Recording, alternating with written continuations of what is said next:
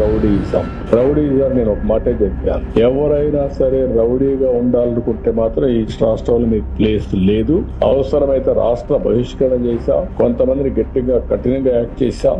దాంతో రౌడీలు అనే వాళ్ళు కూడా ఎక్కడా లేకుండా పోయే పరిస్థితులు. ఒకప్పుడైతే గల్లీకి ఒక రౌడీ, వీధికి ఒక రౌడీ కూడా తయారై పెద్ద ఎత్తున సెటిల్మెంట్ వీళ్లే, భూ కబ్జాలు వీళ్లే, ఊర్లో పెత్తనం వీళ్లే, వీళ్ళు ఇష్ట ప్రకారం చేశారు. అన్ని కంట్రోల్ చేశాం. కానీ 1924 లా అండ్ ఆర్డర్ విచ్చలవిడిగా భ్రష్టు పట్టించారు. ఇంకొక పక్కన అనేక సమస్యలు వచ్చాయి. తిరుమల తిరుపతి దేవస్థానం అపవిత్రం చేసే పరిస్థితికి వచ్చారు. భక్తుల మనోభావాలు దెబ్బతినే పరిస్థితికి వచ్చాయి. ఇంకొక పక్క ఒకప్పుడు తిరుపతిలో నేను చూశాను. నేను ఒకప్పుడే తిరుపతిలో కూడా లా అండ్ ఆర్డర్ లేకపోతే పోరాడాం. చిత్తూరు జిల్లాలో లా అండ్ ఆర్డర్ లేకపోతే గట్టిగా ఫైట్ చేసి మళ్ళా లా అండ్ ఆర్డర్ రెస్టోర్ చేసే పరిస్థితికి వచ్చాం.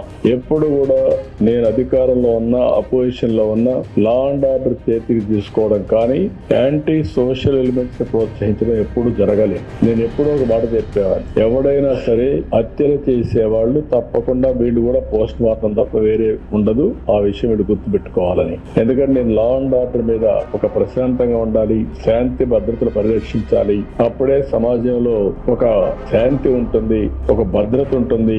భద్రత ఉంటే అందరూ కూడా హ్యాపీగా ఇంట్లో పడుకుంటారు. లేకపోతే ఈ సమస్యలు వస్తాయని ఎప్పుడూ కంట్రోల్ చేస్తా వచ్చాం. దానివల్ల చాలా వరకు కంట్రోల్ అయింది.